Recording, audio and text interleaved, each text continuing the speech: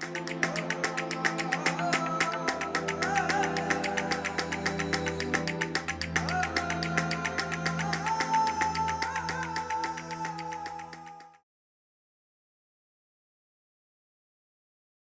després de l'emoció aquesta, no sé si hi ha paraules o no hi ha paraules.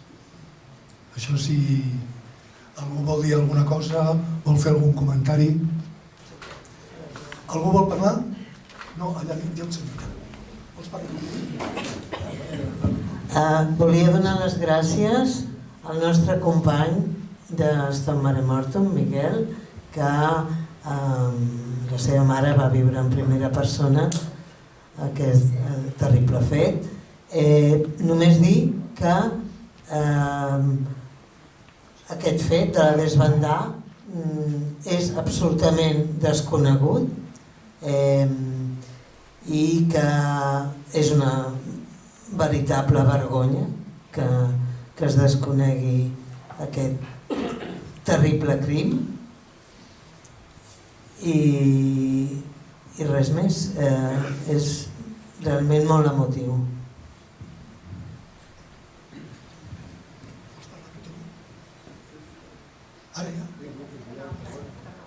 A ver, yo quería agradecer también esta exposición porque yo había oído algo de todo esto en mi familia.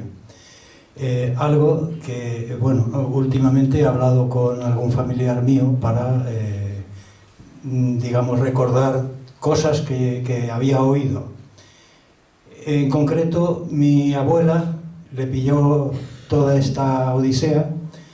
Nosotros, mi familia, somos de un pueblo de Sevilla, El Saucejo, y en aquellas fechas, en cuanto mi familia se enteró de que Queipo y los moros entraban, lo mismo que mucha gente, cogió para Almería, cogió con lo puesto y para Almería.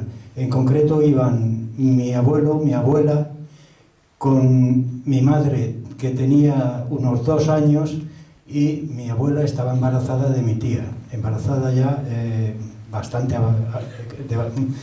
avanzado el embarazo. También les acompañaban el cuñado de mi abuelo, la hermana de mi abuelo y 2 hijos también de unos 2-3 años. Llegaron hasta Motril. Cuando llegaron a Motril, una mañana, porque por la noche salían a ver qué podían pillar por los campos para poder comer, una mañana mi abuelo y el cuñado pues no volvieron a donde estaban mi abuela y la cuñada. No volvieron, empezaron a buscar y al final los encontraron. Los encontraron a los 2 colgados de un olivo. Los 2 estaban en la misma cuerda, colgados cada uno en un extremo de esa cuerda.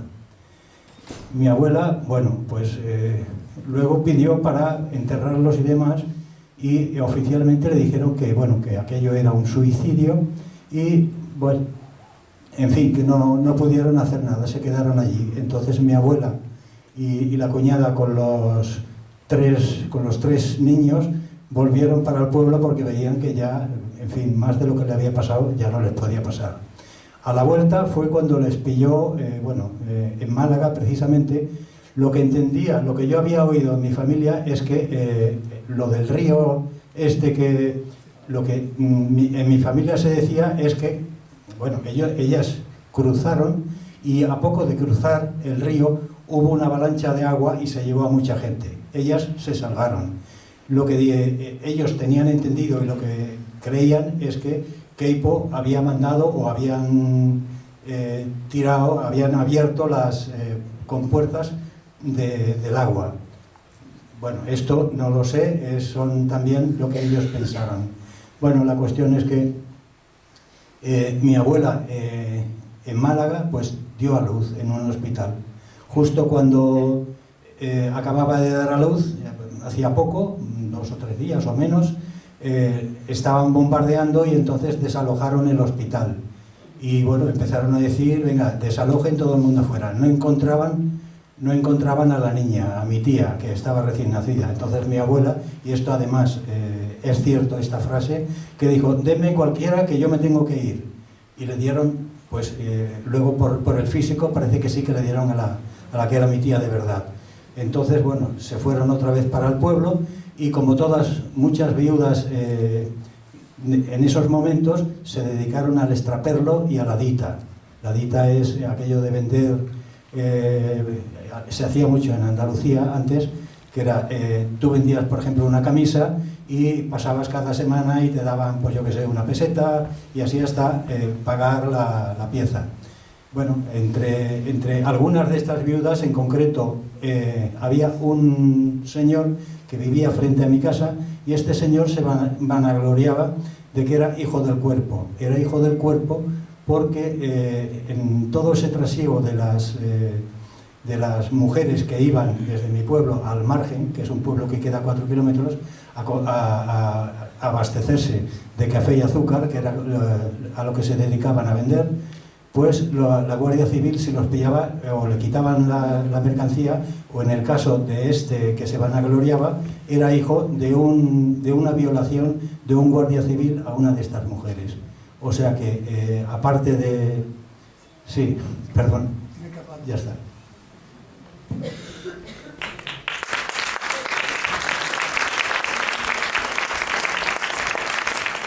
Bueno, jo estic molt emocionada, no sé si podré articular bé el discurs, perquè tota la meva infància, quan era petita, he estat escoltant la història de la meva àvia, que m'explicava el que ella va viure, que tenia 9 anys quan va passar això, i escoltava sempre una història més de la Guerra Civil. Fins que fa molt poc vaig descobrir que era un episodi desconegut, silenciat, i que no s'havia parlat mai d'això i que es deia la desbandada. Llavors, estar avui aquí amb tanta gent escoltant això i poder compartir, o sigui, m'encantaria poder explicar molt resumidament la història d'ella, que va viure, i poder-ho dir perquè, no sé, em sento com molt agraïda que heu fet això, perquè no em sento sola. Jo estava com pensant que era una cosa que li havia passat amb ella, no? Però, i això és pitjor que el Guernica, vull dir que el que va passar, que és super desconegut, i me n'alegro que es pugui fer públic i parlar d'això. Llavors, molt ràpidament, cosetes així que ella em va explicar, ho diré en castellà, perquè em surt en castellà, perquè és la història d'ella, que em va dir que para ella la guerra era una mujer pariendo al lado de una mujer muerta. Que yo he visto muchas películas, pero nunca he visto, si os imagináis un parto, una mujer pariendo un hijo en una cuneta al lado de una mujer atravesada por un proyectil de bala. Entonces, para mí esta imagen la tengo como la desbandada. Y me decía que veía ajuares, colchones colgados en los cables de la luz, que la gente iba con toda la casa encima, pero a medida que avanzaba tenía que ir a dejar todas sus cosas. Ella perdió a su padre y a su madre, o sea, iba encima de una mula, con sus abuelos y sus primos. Su padre fue a buscar a su madre al puente de Manuel, que igual el señor Majada lo conoce. Entonces, como cortaron el puente, total, que fueron en la carretera y ella se perdió. Iba con la hermana de 3 años, ella tenía 9 y con la hermana de 3 años a cuestas, sin sus padres. Se perdió en un momento, estuvo como en una cuevecita, al final se encontraron de nuevo y llegaron al Muñécar. Entonces ahí llegaron al Muñécar después de 13 días caminando y fue la primera vez que vio el mar, porque ella era de un pueblecito de las montañas malagueñas cercana a la provincia de Granada. Entonces fueron de ese pueblecito porque salieron de allí, porque decían, o sea, salió todo el pueblo, o sea, pueblos enteros caminando, porque decían que los de Franco venían matando y violando a las mujeres. Que esto es algo que tampoco se dice, ¿no? Del tema de violar, ¿no? En la guerra, salieron con todo las familias, que eran niños, ancianos y mujeres, básicamente, porque es lo que había en esa carretera. Entonces llegaron al Muñécar, vio el mar por primera vez y el mar estaba lleno de bombas. Entonces, claro, estaban allí, su relato era de realismo mágico, pero el relato de una niña de 9 años que ve eso por primera vez, no sabe lo que es. Dice que se empezó a marear en aquel momento porque, claro, mi abuela se mareaba porque no podía asumir lo que vivió. Yo creo que fuera como una disociación. Y cuando llegó al mar con sus primos, lo que se pusieron es a jugar al escondite. Porque llegaron al mar y dijeron, ¡ay, mira, unas caracolas, una barca! Y empezaron a jugar al escondite. Y de repente, pues vieron que venía un barco tirando cañonazos porque no sabían, y eran, ¡ay, a ver dónde cae! O sea, era el juego de a ver dónde cae, ¿no? Y claro, el abuelo, los primos se las cogieron en plan, ostras, esta niña, bueno, se quedaron ahí, luego el primo se perdió, bueno, se quedaron 3 días más de lo normal buscando al primo en casas de niños perdidos, y entraron las tropas, bueno, los nacionales ahí, entonces no podían continuar. Y llegaron los italianos, a mi abuela siempre los italianos, y yo digo, ¿qué hacían los italianos en Málaga? O sea, hasta que luego no leí que estaban todos, los italianos, los alemanes, todos los fascistas allí, ¿sabes? Era como campo de pruebas de la Segunda Guerra Mundial, de armamento, hasta que, o sea, no pude articular el discurso, por eso ahora mismo, escuchando la historia del Señor, es como un puzzle, o sea, de repente es como, ostras, esto es como un puzzle. Y cuando llegaron ahí los italianos, pues estos estarían muertos de hambre, llegaron con bollicos de pan, que decía mi abuela, se puso en la cola para coger un bollico de pan, y cuando llegó allí le dijeron el italiano, ¿dónde está tu padre? ¿Dónde está tu madre? Dijo, ya no lo sé. Y le pegó, me dijo, ya me pongo una guanta en la cara y me dijo, vete de aquí, y no le dio pan. Y yo quería compartir esta historia.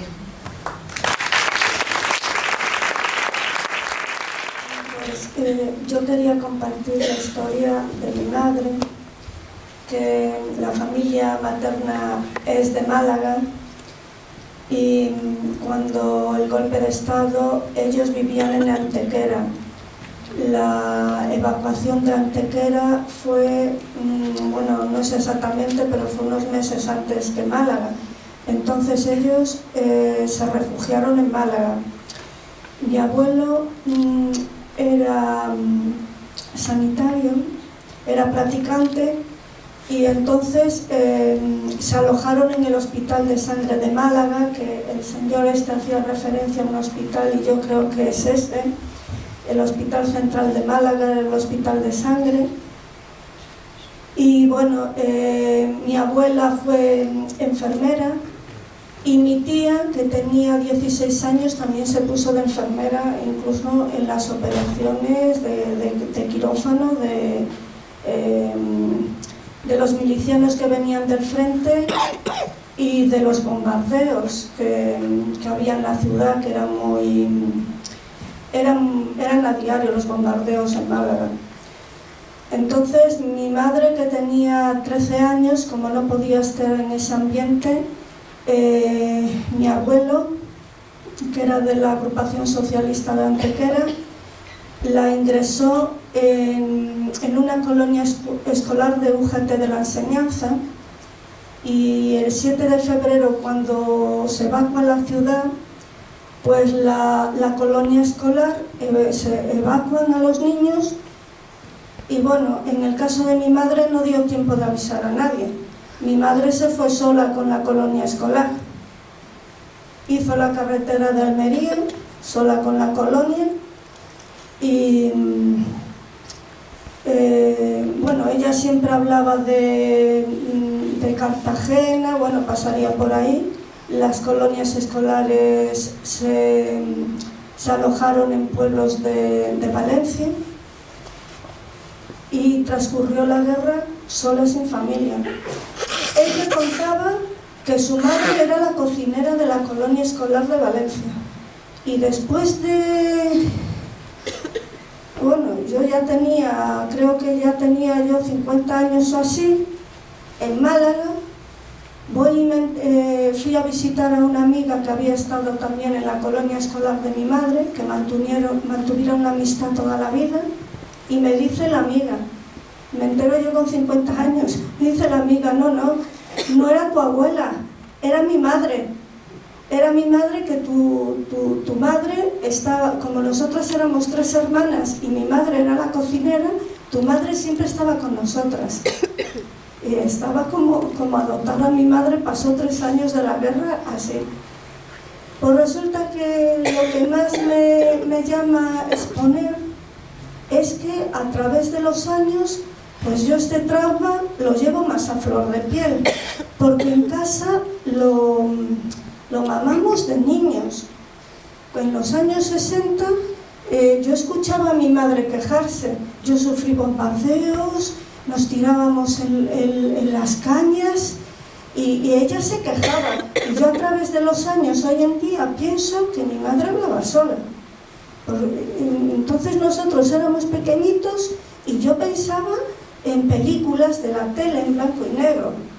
Y después, cuando en el año 2007 entré en la memoria, escarbando por los fusilados de mi familia, pues me topé pues, con este libro de Jesús Lajada, que es la portada, con documentales, y entonces vi reflejado aquello que contaba mi madre. La cuestión es que el trauma que vivió mi madre nos lo transmitió a todos y todos lo hemos vivido de forma muy consciente hasta el día de hoy. Ahora falleció en el mes de abril, tenía 98 años.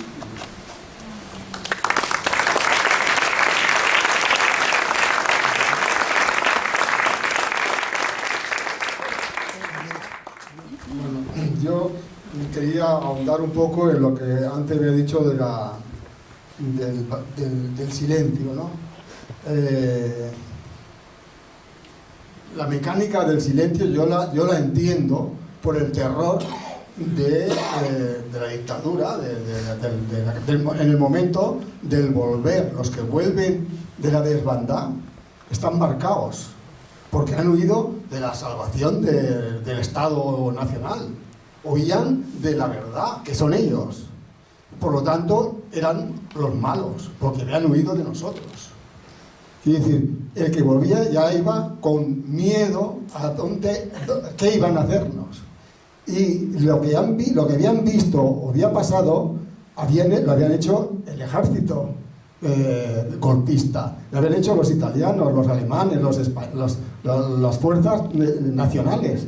Entonces, si tú vuelves, te callas, no puedes decir nada, porque si tú cuentas algo mal que ellos han hecho, se corre y vuelve a ti. Entonces, en este momento, en ese contexto, ¿qué te pasa? En aquel momento tú estás en contra de ellos, ejecutado, o como mínimo cárcel, juicio, etcétera, etcétera, porque estás hablando mal y estás además levantando un falso testimonio, porque ellos dicen que murieron 150 o 250 personas. Es mentira. No puede ser con una multitud de personas que dijeran que habían muerto, cuando la gente ha visto muertos y muertos por todos sitios, solamente del hambre y de la gente que se suicidaba porque no había quien posiblemente tuviera problemas o estaban fichados, por decir algo, y preferían suicidarse antes que lo cogieran. Yo explicaba este tema de esa mecánica que yo entiendo el por qué se callaban, ¿no? No creo nada nuevo.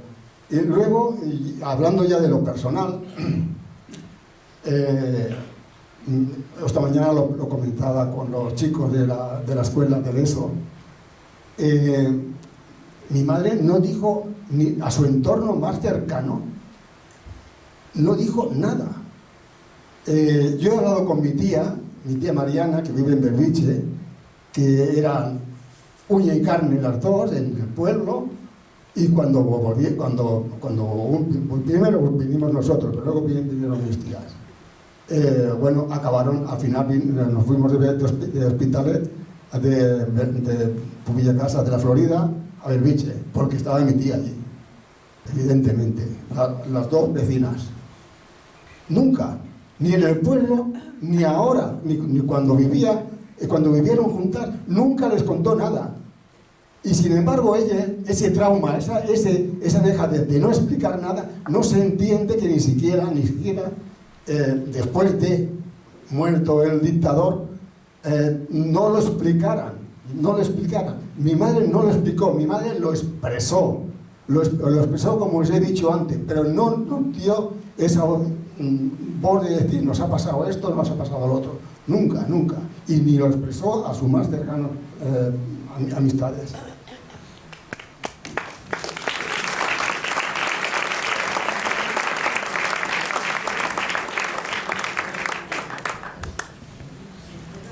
Algú vol dir alguna cosa més?